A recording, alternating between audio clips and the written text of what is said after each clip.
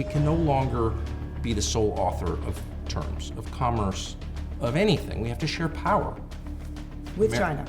Of course. Tucker Carlson used to be one of the loudest China critics in American media, but now he sounds like someone who works for the Chinese Communist Party. It seems that he's had this complete change of opinion on China. Let's talk about it. The U.S. is not going to defend and cannot defend Taiwan. Now, And should not defend? I don't know, should? That's not... I'm asking you to lay out what you think a coherent... I think we've reached the limits of our power, and power has limits. That's another thing just to keep in mind.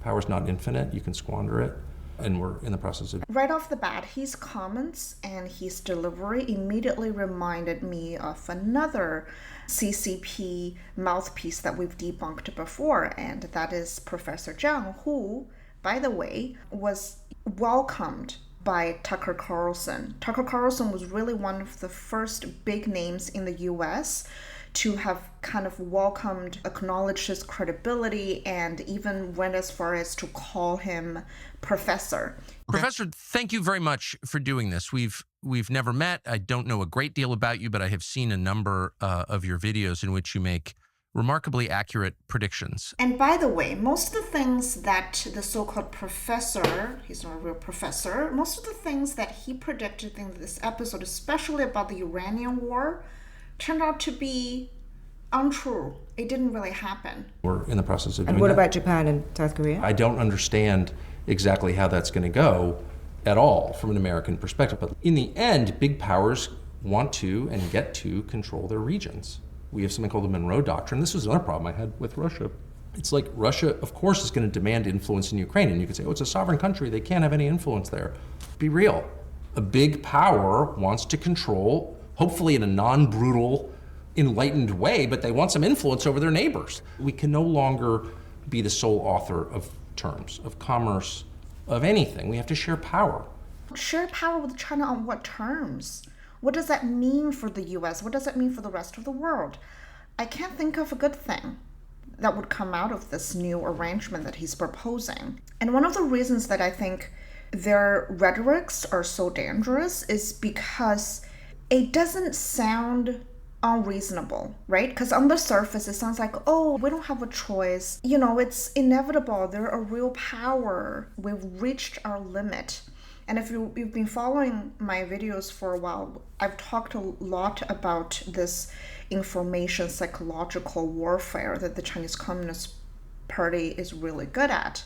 And one of the key tactics is Changshui, and that literally means to send down, and basically to kind of convince you that you are weaker than you really are, so that your enemy would stop fighting because they don't think they will win. They've been using the same kind of tactics on the Taiwanese people for as long as I can remember. They want a peaceful reunification of Taiwan.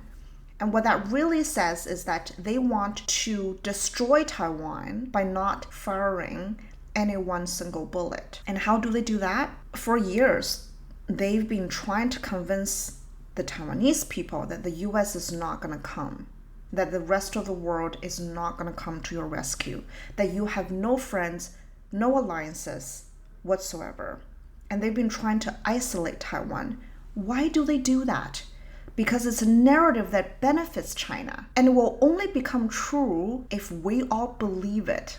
If the US believes it, if Canada believes it, if the rest of the democratic world believes it. China has been trying to will this into reality for years. And what really breaks my heart is people like Tucker Carlson. I don't know about his domestic politics, but at least on the China issue, he's been the most fierce force to fight that war, that invisible war. And now he's parroting the exact same narrative that he used to fight against. It's sad. With China? Of course, because of their scale. And so there's got to be a non-destructive way to do this. China is not as strong as Tucker Carlson wants you to believe. And the US still leads in many high-end sectors, including frontier AI, advanced finance, top universities, and alliance networks. These are all great advantages that took years, decades to build. that are very hard to surpass, especially for an authoritarian regime like China. Not to mention their record high youth unemployment, their aging population. I've recently seen a great interview on how China is lying about their true population. There are a lot of weaknesses that I'm pretty sure Carlson is well aware of. Why do I say that? Well, because he said it himself for years.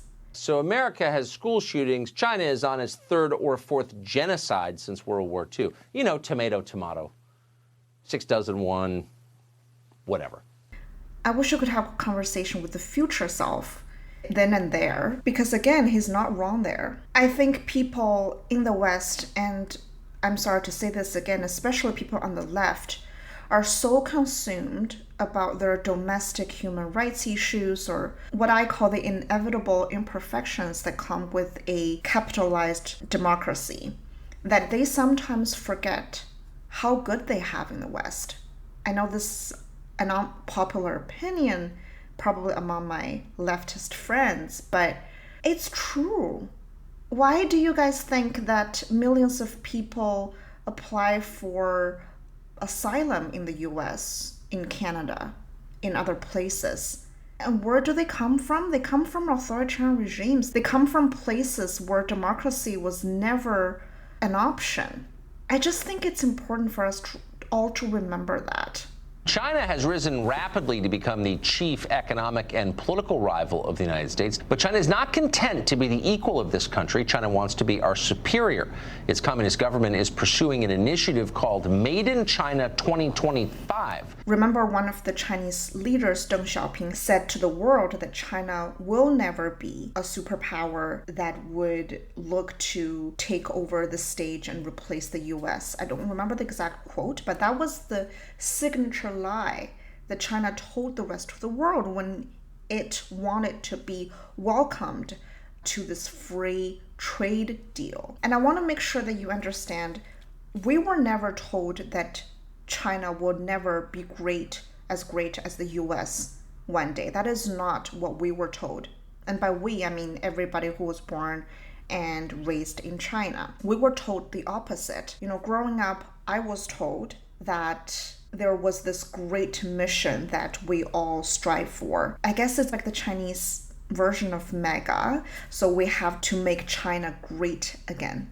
So when I left China and I see all these rhetorics around people who were convinced that China was not expansive, I was very shocked, because that is in contradiction to what I was taught. When Meng worked for China's investment fund, he was recruited by the 1,000 Talents Initiative. That's a Chinese program designed to encourage foreign businessmen, scientists, and other experts to work on China's behalf, often secretly. The explicit goal is to obtain Western technology and research for China's own use, so they can surpass us, which they are. Last month, Harvard chemistry professor Charles Lieber was arrested for hiding his work on behalf of China. In effect, Lieber was working as a spy, but his case isn't special. The entire sleazy academic world, and it's one of the sleaziest, is addicted to Chinese money. Harvard and Yale both stand accused of hiding hundreds of millions in donations from payments from foreign countries. Needless to say, China is one of the top contributors. Now, Chinese officials aren't paying these academics because they love scholarship. No. America's universities are key centers of scientific research and technical innovation. China would like to steal that information, and they are. As of tonight, the FBI is investigating more than 1,000 cases in which they believe China has stolen research from American firms. I've never shared this story with you guys before, but I remember growing up, I was told this story about how my own people, my own government is really good at stealing technology. And this is completely anecdotally, so don't quote me on that. I remember when I was around 8 or 9 years old, a family member came to me and shared this story proudly. And the story is, I think there was a Chinese delegate in Japan, and they're trying to get the ingredients of a certain chemical liquid that was in front of them. And obviously couldn't ask for it because it's intellectual property. So what they did was, according to this person who told me the story, the men there in the delegate, they were wearing these long ties, and they know the Japanese people are very polite. So what they do is when they were visiting this factory, they bow really politely and deeply. So the tip of the tie would dip into this chemical that they're trying to crack. And so they would apologize politely and they go back to China and they treat that dirty tie as a sample and they study that tie and they crack eventually the ingredients in that liquid. And my family member, they were not even from a top secretive spy agency. It's far from it. It's not an organized thing at all. But I think it tells me from a very young age how prevalent that kind of behavior really is and how people are not judged by that. They should be, right? You shouldn't go as a delegate and try to steal their business secrets like that.